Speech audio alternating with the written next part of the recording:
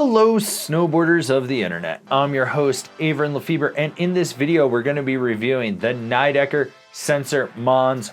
That's right, Mons Royland got a pro model from Nidecker, and if you're looking to buy this board, we've got affiliate links down in the description below for it and everything else mentioned in this review.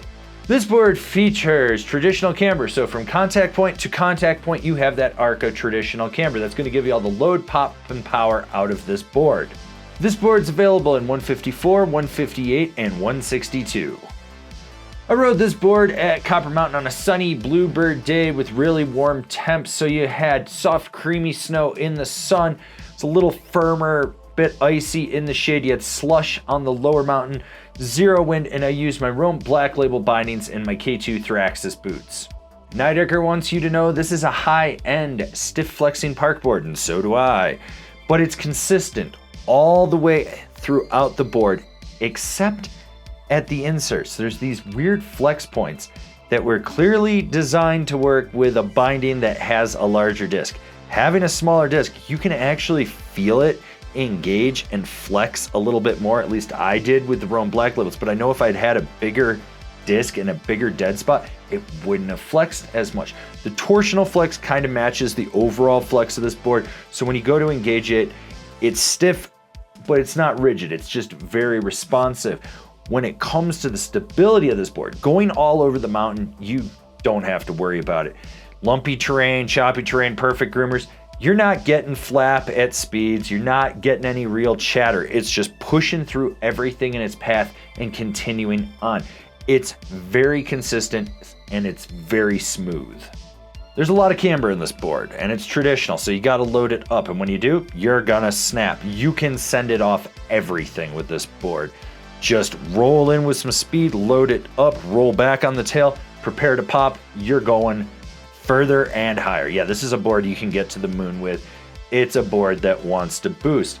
Now, when it comes to jumps, the bigger, the better. That's really what this board's made for, but for us mere mortals and non-pros, yes, you can ride smaller features with it. Just be aware, it's gonna have a lot of snap off the lip. It's really gonna get you up in the air. It's really gonna launch you across the deck of whatever feature you're hitting. This thing is great for getting in the air. All right, so we're about halfway through this review. I don't actually know where we are. Why don't you give it a thumbs up or a thumbs down? Doesn't matter. Either way, you feed the algorithm with it. And while you're at it, if you haven't already, subscribe, click the bell, get those notifications. That way you're not missing any of the programming we've got coming out for you. Not gonna lie, you really gotta work to butter this thing. You do have that flex point right underfoot, and obviously having a binding with a smaller disc is gonna help you just with that lateral play to get your weight out over the nose or the tail on this thing. But you need speed and you've gotta force it. And when you do, it's not the deepest, hardest press in there, and it's gonna fight you the whole time. There's gonna be a ton of rebound out of it. Be aware of that. You're going to be putting a lot of effort into it. And when it comes to jibbing, this isn't this board's forte at all. It's not a jib board. Think of it more like a slope style jib board. So you're coming in, you're gonna do some very basic tricks, lock it in, hold it to the very end of the feature, then pop out. Yeah, you're gonna be leveraging hard into a nose press or a tail press, and when you go sideways, it's almost a balance board on the feature. Like the camber just lightly hugs it and allows you to just really lock in and slide it. But overall, it's not gonna be the best at jibbing. Like, you really are gonna be muscling it around. This board can carve.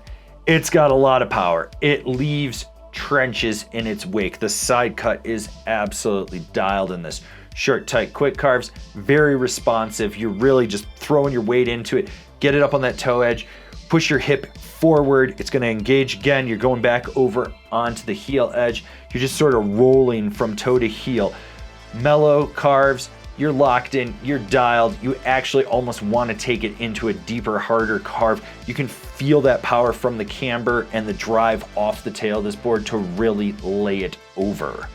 Rider in mind, this board is really for that high-end park rider, someone that's gonna just send it off everything, wants a ton of snap, a ton of power, and just demands a lot of performance out of their board. Like what we're doing over here? Want to support us further? Swing on over to Angry Snowboarder VIP and become a member. Sure, I could tell you more here, but I got a video over there that explains it so much better. It's a stiff board, I'm not going to deny that, but it's not as stiff as I seriously thought it was going to be. You do have those flex points underfoot, which is nice. That kind of makes it a little more approachable when you're at speed and you're really trying to drive it. This thing turns on a dime. I really enjoyed this on edge. It was just an absolute blast. The power you get out of the tips is awesome. If anything, this actually reminded me when Nidecker did those re-release boards and they did the Pro Pipe. It reminds me of that. And that board was fun. Like, that board was a blast. Nidecker makes some really good stuff. And the Sensor Mons is another one. It's not going to be for everyone, I know that. But for the people that get to ride this and want to really just be assertive with it, I think they're going to absolutely enjoy it. Comparable boards: the Libtech Rad Ripper, the Salomon Huck Knife Pro, the K2 Hypnotist.